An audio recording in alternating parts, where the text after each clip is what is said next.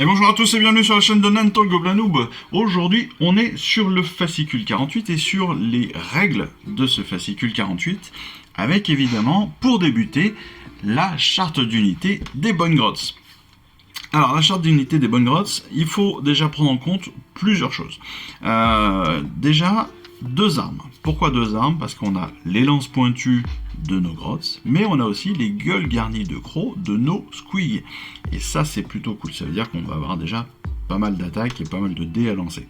Ça, c'est une bonne chose. En termes de caractéristiques de base, on a un D6 plus 7 pouces de mouvement. Plutôt pas mal. Ça veut dire qu'on peut aller jusqu'à 13 pouces de mouvement. On a une sauvegarde de 4, on a une bravoure de 5 et 2 blessures par figurine, ce qui est plutôt assez rare chez les grottes. La lance pointue, c'est 2 attaques, touche à 4+, blesse à 3+, moins 1 de perfo, 1 de dégâts. Les gueules garnies de crocs, 3 attaques, 4+, 3+, moins 1 de perfo et 1 de dégâts. Attention, pour la lance pointue, on va voir, il y a des aptitudes sympas. Alors, il faut savoir que les squigs, ce sont des montures, donc elles sont automatiquement avec le grotte en question. Ils sont tous, tous ces squigs sont armés de gueules garnies de crocs, bien sûr. Ils ont la capacité de vol.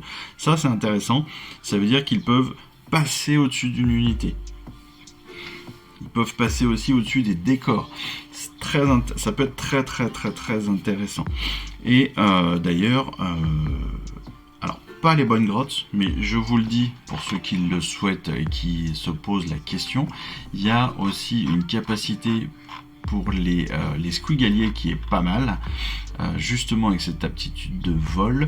C'est une aptitude qui s'appelle Bang Bang Bang, qui, après que cette unité a effectué un mouvement normal, on peut choisir une unité ennemie et jeter une unité ennemie que l'on a sauté en fait, et on va jeter un dé pour chaque figurine de l'unité qui a survolé une figurine de l'unité choisie. Autrement dit, si on a 10 squigaliers et qu'on survole une unité ennemie, on va pouvoir lancer 10 dés, et pour chaque 4+, une blessure mortelle. Ça peut être pas mal.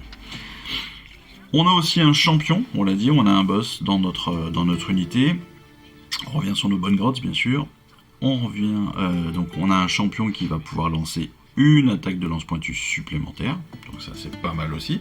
Ça veut dire que pour 5 figurines, on va avoir 11 attaques de lance pointue et 15 attaques de gueule garnie de crocs. Vous avez déjà pas mal de lancers de dés.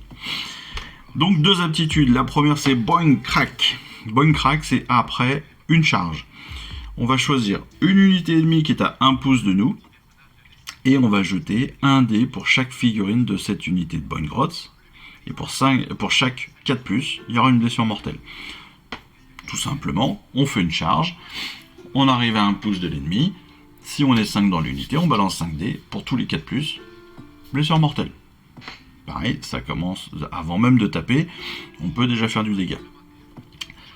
Deuxième aptitude, c'est lance de Bonne Grotte. Donc si, encore une fois, si on a fait un mouvement de charge à ce tour, on va ajouter 1 à la caractéristique des dégâts de lance et 1 à la caractéristique de perfo. Ça veut dire que notre lance pointue, si on fait une charge, on va être à moins 2 de perfo et à 2 dégâts par touche, enfin par blessure. Ce qui là aussi peut être pas mal. On revient bien sûr sur le tutoriel, donc c'est ce que je disais, Bone Crack. Donc ça va permettre, donc si on fait une charge, de venir avant même de taper, avant même de débuter le combat, si on charge et qu'on finit à 1 pouce de notre ennemi, on lance autant de dés qu'on a de personnages dans notre unité, et pour tous les 4+, c'est une blessure mortelle. Dans notre exemple, face à des sylvanettes, on est à 3 blessures, 4 et 6, 3 blessures, donc il y a un personnage qui est enlevé, et une blessure mortelle subie par un autre perso. Pour les lances de Bonne Grotte, on l'a vu aussi, si on fait une charge, eh bien pareil, si on a fait une charge à ce tour, on va avoir un bonus pour nos lances pointues, une amélioration de la perforation, donc qui passe à moins 2, et surtout, et aussi, une amélioration des dégâts. Ça peut être vraiment mortel, hein. Ça fait que cette unité de Bonne Grotte peut être vraiment hyper efficace. Voilà, faut le dire.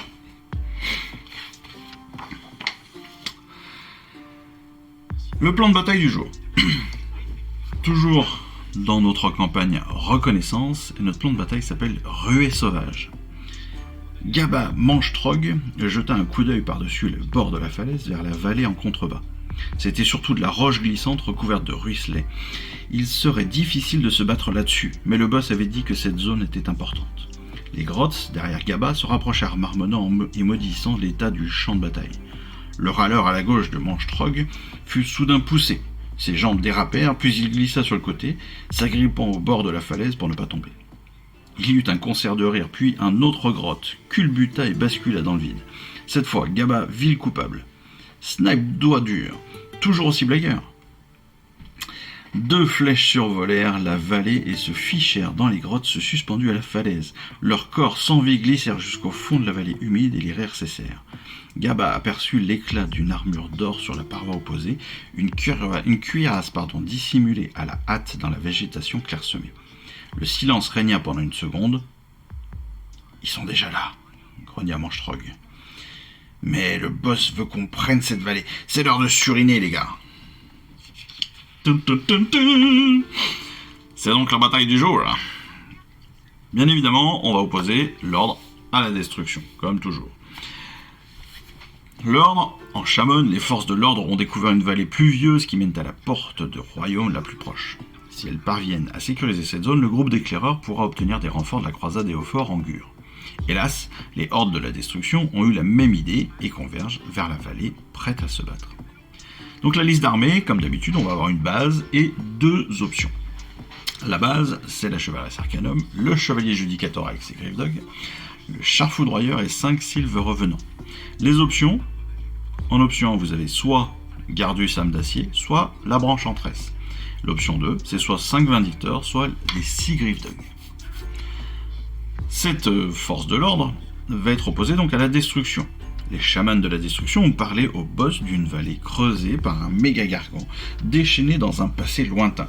Si les récits des exploits de ce titan ont diverti les troupes, la vallée elle-même forme un chemin direct vers un portail menant au royaume des bêtes. Afin d'augmenter leur force et d'empêcher les éternels de faire le même, les boss ont ordonné la prise de la zone. Donc, là aussi, une base d'armée classique et 2 options. Le boss qui tue son grotte surineur, le chaman vasomancien son grotte touilleur, 10 éventreurs, 5 boingrots, ça tombe bien, on vient de les peindre.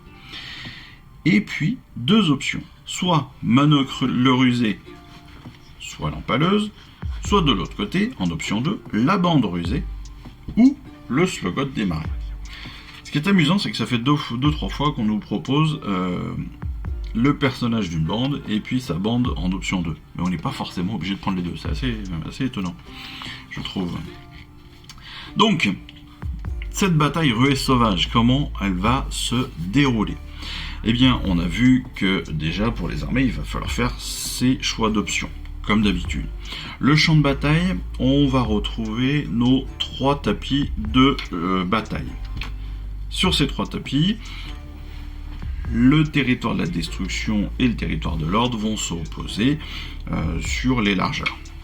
Un petit peu comme d'habitude. On va y placer donc 3 objectifs, un central et 2 sur les côtés en diagonale. Et on va placer à tour de rôle, comme d'habitude je dirais, les décors de l'antre primitif, donc les 6 décors de l'antre primitif et la fontaine azyrite. Comme d'habitude, et de la fontaine azyrite, parce qu'il y a un coffre aussi, n'oubliez pas, il y a la fontaine et un coffre. Comme d'habitude, chaque décor ne doit pas être à moins de 3 pouces d'un autre décor ou d'un objectif. Le déploiement se fait très simplement, on tire au dé, le gagnant déploie son armée en premier entièrement dans son territoire, puis l'autre joueur déploie son armée entièrement dans son territoire à lui. Le premier tour se fait sur un jet de priorité, comme d'habitude, pour déterminer quel joueur prendra le premier tour lors du premier round de bataille. On est toujours sur 5 rounds. 5 rounds, je rappelle, c'est 5 rounds, 2 tours, donc un tour pour l'ordre, un tour pour la destruction, qui se fait en fonction des jets de priorité, et sur chaque tour, on a 6 phases. Les points de victoire, là aussi, assez classique. On a un point pour un contrôle d'objectif à la fin de son tour, un second point, un autre point en tout cas si on obtient 2 objectifs ou plus, et potentiellement un troisième point si on contrôle plus d'objectifs que son adversaire. Enfin, comme d'habitude maintenant, on sait comment ça fonctionne, on a une règle spéciale pour cette bataille. Cette règle spéciale, c'est terrain glissant. Et oui, le sol de la vallée est couvert de petites pierres rendues glissantes par la pluie. Les guerriers peuvent gagner beaucoup de vitesse en dévalant la pente, mais attention à ne pas déraper. Et donc les unités peuvent tenter une charge, même si elles ont effectué un mouvement de course lors de la phase de mouvement précédente. Et si une unité tente une charge lors d'un tour où elle a fait un mouvement de course, elle subit D3 blessures mortelles. Donc ça veut dire quoi? Ça veut dire qu'on va nous laisser la possibilité de faire un grand mouvement. Mais si on fait un très grand mouvement, c'est-à-dire course, donc quasiment la possibilité double presque de notre mouvement. Donc si on fait une course plus une charge, on subit directement D3 blessures mortelles parce qu'on va considérer que certaines de nos figurines se sont blessées à la course. Tout bêtement. On passe maintenant aux actions majeures. Alors les actions majeures, je rappelle ce que c'est. On a le studio Warhammer qui, pour préparer cette collection, bien évidemment, a joué ses plans de bataille. Et ils ont choisi forcément une armée et une autre. Donc là, on a Yann et Eve qui ont choisi leurs armées. Yann est sur la destruction, Eve sur l'ordre. Pour la destruction, il a pris en option l'empaleuse et le slogoth des marais. Et Eve, qui a pris l'ordre, elle a choisi la branche-entresse et les vindicteurs.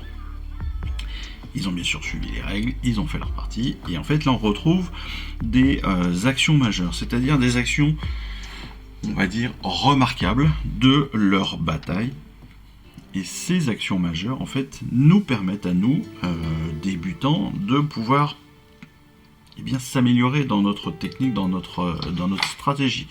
Pourquoi? Parce que des fois, ce sont des éléments, des mouvements qu'on n'aurait pas pensé faire, des aptitudes qu'on n'aurait pas pensé à utiliser. Donc ça peut nous permettre aussi de nous améliorer comme ça sur notre stratégie, sur notre technique et sur nos habitudes. Donc ces quatre actions majeures aujourd'hui. Déjà, premier tour de l'ordre, c'est le chevalier judicateur contre l'empaleuse. Le chevalier judicateur exploite sa portée supérieure pour tirer sur l'empaleuse à une distance que l'arme grotte ne peut égaler. Cela permet au chevalier judicateur de rester à l'abri d'une contre-attaque au tour suivant. Ça veut dire quoi? Tout simplement, étant donné que le chevalier judicateur a une capacité à tirer de très très loin, et d'encore plus loin que l'empaleuse, il peut tenter de mettre des blessures à l'empaleuse sans risquer de se faire attaquer derrière. Plutôt une bonne chose. Autre action majeure, tour de destruction numéro 1, ce sont les bonnes grottes de Yann, donc qui chargent le char foudroyeur. Ils vont lui lancer l'aptitude Boing Crack. Je rappelle, Boing Crack, c'est je suis après une charge, avant même d'avoir tapé, je lance des dés, autant de dés que j'ai de personnages dans mon unité, et pour tous les 4+, il y a une blessure mortelle. Là en l'occurrence, 3 blessures mortelles directement, avant même d'utiliser les phases de bataille. Donc ça c'est plutôt très très cool.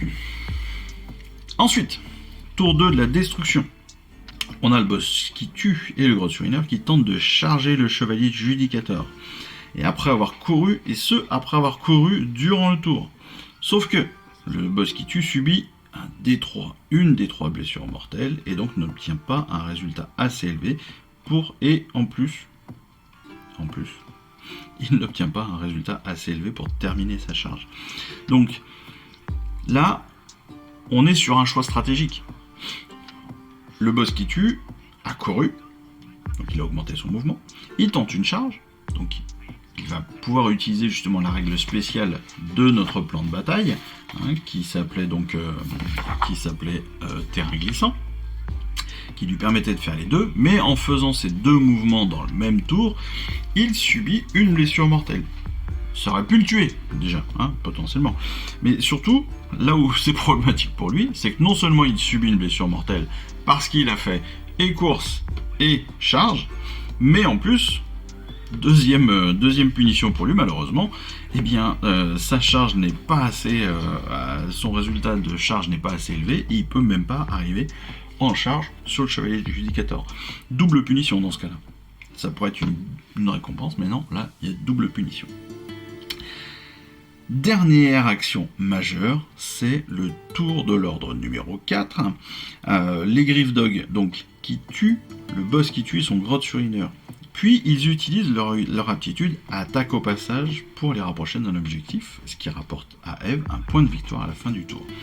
Alors, je rappelle que les Griff Dog peuvent attaquer et après utiliser leur aptitude à attaque au passage qui leur permet de se désengager de leur combat pour aller se mettre en sécurité à quelques pouces de là. Là, en l'occurrence, c'est même pas pour aller se mettre en sécurité, ils ont tué le Grotte-Uriner, ils utilisent leur aptitude d'attaque au passage, ils tuent le boss et ils partent sur un des objectifs pour là, à l'inverse de tout à l'heure avec le boss qui tue qui avait double sanction, là c'est presque double récompense. On a un personnage tué et en plus on va aller chercher un objectif. Magnifique. Action parfaite pour Eve et l'ordre. Voilà. J'espère que cette vidéo de règles et de bataille vous aura été bénéfique. J'espère que surtout ces actions majeures, je trouve, et bien sûr ces chartes d'unité expliquées, nous permettent vraiment d'avancer dans notre pratique. Et je trouve que ces actions majeures sont vraiment intéressantes parce que justement ça nous donne vraiment des situations très concrètes sur les choix qu'on peut avoir à faire et sur est-ce qu'il faut que je le fasse, est-ce que je le tente, est-ce que je le tente pas. Ça permet d'avoir des vraies réflexions avant même de faire les batailles, donc ça c'est plutôt cool, et avant même de se retrouver en tournoi par exemple pour les plus aguerris d'entre nous. Donc j'espère qu'encore une fois, cette vidéo vous a plu. N'hésitez pas à me laisser un petit pouce bleu, une cloche pour avoir les rappels des vidéos. À parler de cette chaîne aussi à votre entourage. Je suis sûr que si vous êtes avec Stormbringer, vous devez certainement connaître d'autres personnes aussi. Si vous êtes en club, n'hésitez pas aussi à parler de moi. Et puis voilà, suivez-nous et suivez-moi sur Insta. Sur Insta, vous avez énormément de peintres si vous avez besoin d'inspiration. C'est génial. Même si il faut pas tout prendre au pied de la lettre parce que des fois ça peut vous démoraliser un petit peu d'avoir des mecs qui ont vraiment du talent de fou furieux. Mais ceci étant, ça permet d'avoir quand même quelques idées, quelques infos. C'est toujours bon à prendre. Voilà, écoutez, en attendant notre prochaine vidéo de fascicule, et pour laquelle j'espère vous retrouver très bientôt, moi je vous souhaite à tous une excellente fin de journée. Et puis je vous dis à très vite. Allez, je vous embrasse. Ciao, bye bye. Je vous remercie d'avoir suivi cette vidéo. Si ça vous a plu, eh bien abonnez-vous, lâchez un petit like et un commentaire et suivez-moi sur Instagram. Instagram où je poste régulièrement des photos de mes dernières réalisations et dernières peintures. Et puis comme il est maintenant de tradition sur la chaîne, je vous souhaite une excellente fin de journée et surtout, lisez bien, collectionnez bien, assemblez bien, peignez bien et jouez bien. Allez, je vous embrasse et puis je vous dis à très vite. Allez, ciao, bye bye.